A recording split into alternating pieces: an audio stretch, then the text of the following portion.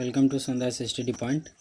आज के वीडियो में हम लोग टॉपिक हीट ट्रांसफ़र का सेकंड पार्ट देखेंगे। पिछले पार्ट में पार्ट वन में हम लोगों ने देखा था कि आपका हीट ट्रांसफ़र के तीन मोड हैं। There are three modes of heat transfer, यानी कि ऊष्मा संचरण की तीन विधियाँ हैं। चालन, संवहन, विकिरण। इंग्लिश में क्या होता है आपका? Conduction, convection and radiation. ठीक है। कंडक्शन होता है आपका एक ही ठोस के अंदर होता है आपका एक एंड से दूसरे एंड तक वस्तु गर्म होती जाती है, एक सिरे से दूसरे सिरे तक गर्म हो जाती है। संवहन क्या होता है? ठोस की सतह से तरल में, जैसे आप लोहे की प्लेट को गर्म करें तो उसके आसपास की हवा गर्म होती है, या फिर किसी बर्तन में पानी को गर्म करना। ठीक है, पानी में गर्म करते हैं, पहले बर्तन गर्म होता है, फिर उसके साथ उसके कांटेक्ट का पानी गर्म होता है, जिसमें आपका कन्वेक्शन करंट या संवहन धाराएँ उत्पन्न होती हैं। ठीक है भाई।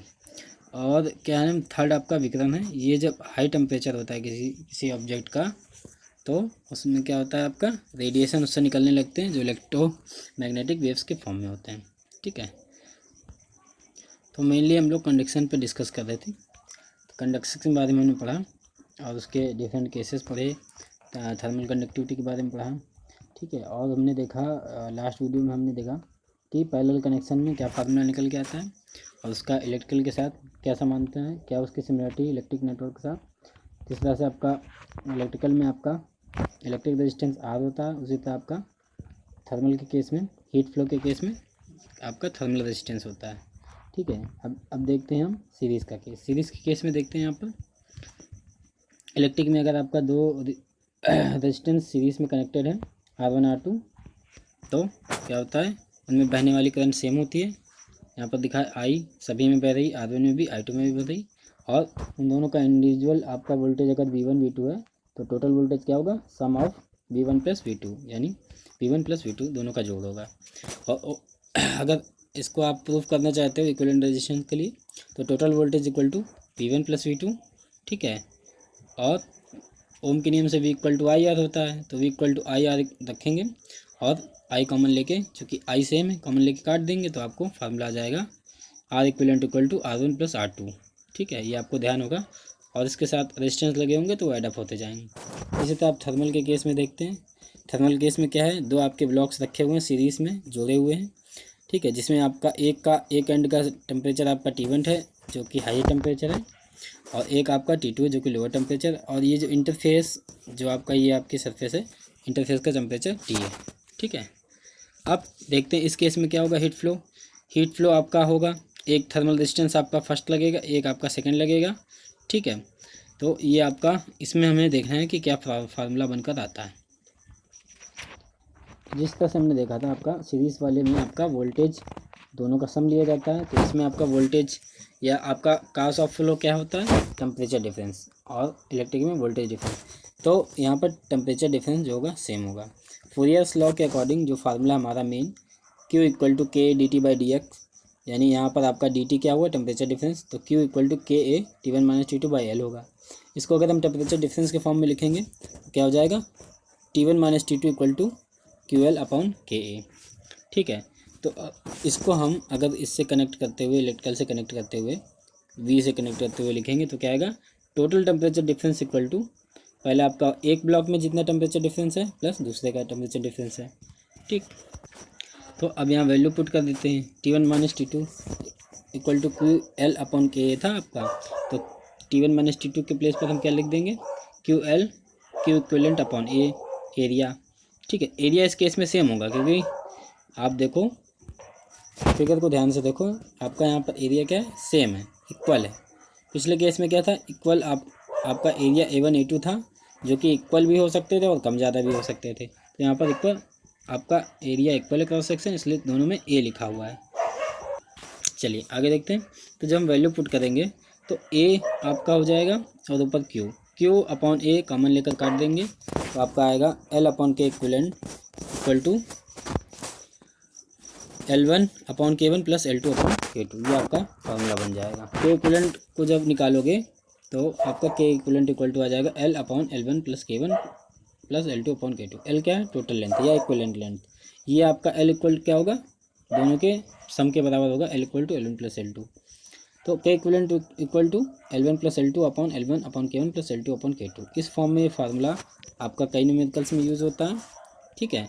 अब स्पेशल केस देखते हैं। आपको याद होगा लास्ट टाइम भी हमने जब सीरीज़ का पैरेलल का केस बताया था तो उसमें भी बताया था, अगर दोनों का उसमें एरिया सेम हो जाए तो क्या होगा। इसी तरह आपका अगर दोनों की थिकनेस यानी L1 L2 इक्वल हो, यानी L1 equal to L2 equal to L हो, तो उसको पुट करेंगे तो आपका फार्मूला क्या बन जाएगा।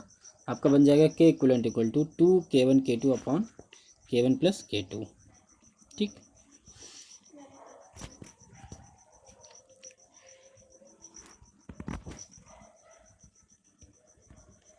तो ये फार्मूला आपके काम के रहेगा। अब देखिए थर्मल कंडक्टिविटी पे अलग से थोड़ा डिस्कस करते हैं। हमने थर्मल कंडक्टिविटी को कैसे डिनोट किया। थर्मल कंडक्टिविटी होता क्या है, इस तरह से इलेक्ट्रिकल में कंडक्टिव होता है। कैपेसिटी वो आपका इलेक्ट्रॉन पे डिपेंड करता है, जिसमें आपके फ्री इलेक्ट्रॉन ज़्यादा होंगे यानी मुक्त इलेक्ट्रॉन ज़्यादा होंगे वो मटेरियल उतना ज़्यादा कंडक्टिव होता है। तो थर्मल कंडक्टिविटी जिस तरह आपका इलेक्ट्रिकल में होता है कि जो इलेक्ट्रिक को आसानी से कंडक्ट कर सके। ठीक है, तो वो आपका उसमें आपका इलेक्ट्रिकल कंडक्टिविटी। इसी तरह थर्मल जिसमें आपके हीट का फ्लो बहुत आसानी से हो जाए ऐसा मटेरियल। ठीक है, तो वो आपका थर्मल मोर थर्मल कंडक्टिव होगा। तो यहाँ पर फार्मूले के अकॉर्डिंग अगर हम देखें फूरियर्स लॉ के according Q equal to K dt by d x. यहाँ पर ये क्या है, थर्मल कंडक्टिविटी है, हिंदी में ऊष्मा चालकता है। ठीक है, ये मटेरियल की प्रॉपर्टी होती है, बट ये टेम्परेचर पे भी डिपेंड करती है। ठीक है, हम आपको बताते हैं थर्मल कंडक्टिविटी टेम्परेचर डिपेंडेंट होती है।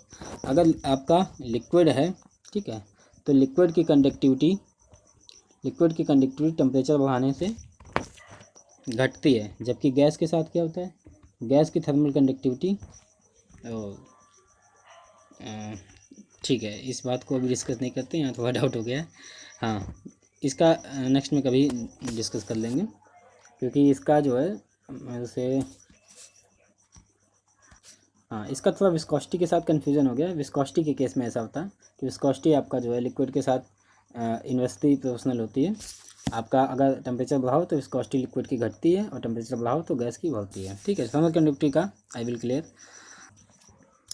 मात्रक देखते हैं, तो मात्रक क्या होगा, फार्मूले से हम निकाल सकते हैं। Q equal to K A d T by d x था, उसको हम अरेंज करते हैं K equal to Q L upon A into d T करके। ठीक है, Q का मात्रक रखेंगे वाट। ठीक है, और थिकनेस का मीटर, एरिया का आपका मीटर स्क्वायर, और टेम्परेचर का केल्विन लग सकते हैं। सेल्सियस भी होता है बट स्टैंडर्ड आपका क्या है, स्टैंडर्ड यूनिट क्या है, केल्विन। ठीक है, तो वाट पर मीटर केल्विन ये आपका हो गया मात्रक। अब अगर हम इसमें डायमेंशन निकालना चाहें, विमा निकालना चाहें, तो वाट अपॉन मीटर केल्विन ये है। तो वाट पहले हम बदलेंगे जूल पर सेकंड में, joule upon metre second kelvin, ये वैल्यू रखेंगे तो ये आपका डायमेंशन निकल कर आ जाएगी। ठीक है, आगे देखते हैं relation between thermal conductivity and temperature difference. ठीक है, थर्मल कंडक्टिव टेम्परेचर डिफरेंस में जब हायर क्लासेस में आप जाओगे, कभी कभी इंजीनियरिंग के एग्जाम्स में भी क्वेश्चन आ जाता है, फिगर दिया होता है और इसमें स्लोप दिया होता है। D T by d x क्या होता है, ये होता है स्लोप। ठीक है, D T upon D x जो अपर होता है वो आपका वाई एक्सिस बताता है, यानी टी जो है वाई एक्सिस में और एक्स जो है आपका एक्स एक्सिस में, या थिकनेस को बताता है। तो यहाँ पर आप देखिए दो चित्र बने हुए हैं। ठीक है, आप एक में आपका स्लोप कम है, एक में ज़्यादा है। तो अगर आप फार्मूले से देखोगे फूरियर्स लॉ से अकॉर्डिंग टू के प्रोपोर्शनल टू क्या होता है, 1 upon D T by d x, यानी जो थर्मल कंडक्टिविटी है वो हिंदी में ताप प्रवणता, यानी आपका टेम्परेचर ग्रेडियंट के इन्वर्सली प्रोपोर्शनल होता है। तो यहाँ पर आप देखिए आपका फर्स्ट ए नंबर और सेकंड बी नंबर, ए नंबर का स्लोप ज़्यादा है, बी नंबर का स्लोप कम है। ठीक है, तो जिसका स्लोप आपका ज़्यादा होगा, अगर आपका टेम्परेचर आपका ताप प्रवणता हिंदी में और इंग्लिश में टेम्परेचर ग्रेडियंट अगर ज़्यादा होगा तो क्या होगा, थर्मल कंडक्टिविटी कम होगा। यानी इसके अकॉर्डिंग देखिए आपका फर्स्ट केस में आपका क्या है, ताप प्रवणता अधिक है या ढाल अधिक है। ठीक है, या टेम्परेचर ग्रेडियंट अधिक है, तो अधिक है तो कंडक्टिविटी क्या होगी, कम, लेस कंडक्टिव। ठीक है, इसी तरह आपका जो है सेकंड वाले में क्या है, टेम्परेचर ग्रेडियंट, ये आपका थर्मल ताप प्रवणता यानी टेम्परेचर ग्रेडियंट। ठीक है, ये ढाल कम है या ये एंगल कम है या ये प्रवणता कम है, तो क्या होगा आपका कंडक्टिविटी क्या होगा, ज़्यादा होगी, मोर कंडक्टिविटी। ठीक है, क्लियर। ये एक पॉइंट और भी डिस्कस कर लेते हैं, किसी बुक्स में अब कुछ बुक्स में होता है कुछ नहीं।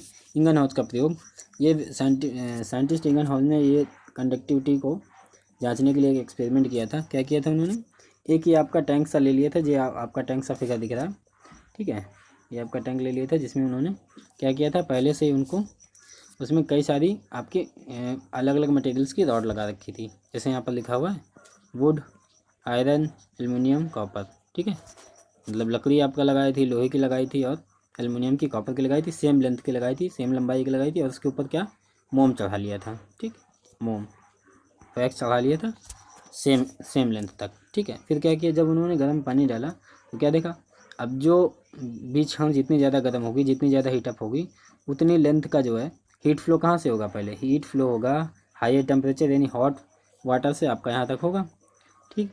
तो आपका वुड जानते हो कंडक्टिव नहीं होता है, ठीक है, तो वुड में ज़्यादा हीट नहीं आती, इसका मोम नहीं पिघलता है, आपको दिख रहा होगा फिगर में। लोहा उससे ज़्यादा कंडक्टिव है, ठीक है, तो उसका इतना हिस्सा काफ़ी आपका, ठीक है, तो आपका यहाँ पर दिख रहा होगा कि इतना आपका मोम पिघल गया और ये वाइट हो गया है। इसी तरह आपका एल्युमिनियम आपका जो है लोहे से ज़्यादा कंडक्टिविटी है, तो आपका उस पे ज़्यादा लेंथ का मोम पिघल गया, ठीक है। कॉपर उससे भी ज़्यादा कंडक्टिव, तो उस पर देखा उन्होंने कि आपका मोम और ज़्यादा लेंथ तक हो गया। तो इसी लेंथ के अकॉर्डिंग, लेंथ के प्रोपोर्शनल में, लेंथ के अनुपात में उन्होंने देखा कि कौन सा मटेरियल ज़्यादा कंडक्टिव है एक दूसरे के रेस्पेक्ट में, एक दूसरे के सापेक्ष कौन सा मटेरियल ज़्यादा कंडक्टिव है, ठीक है। अब हमें पता है इस समय, आज के समय में, कि कॉपर ज़्यादा कंडक्टिव है लोहे से, ठीक है। तो पहला ये एक्सपेरिमेंट है जिससे कि ये पता चला कौन ज़्यादा कंडक्टिव है, ठीक है। अब इस टॉपिक पे जो नेक्स्ट होगा, आपका नेक्स्ट पार्ट न्यूमेरिकल होगा, और जो आपका कोई टॉपिक छूटा है तो आप कमेंट में बता सकते हो, उसको भी कवर कर देंगे, ठीक है। Thanks for watching.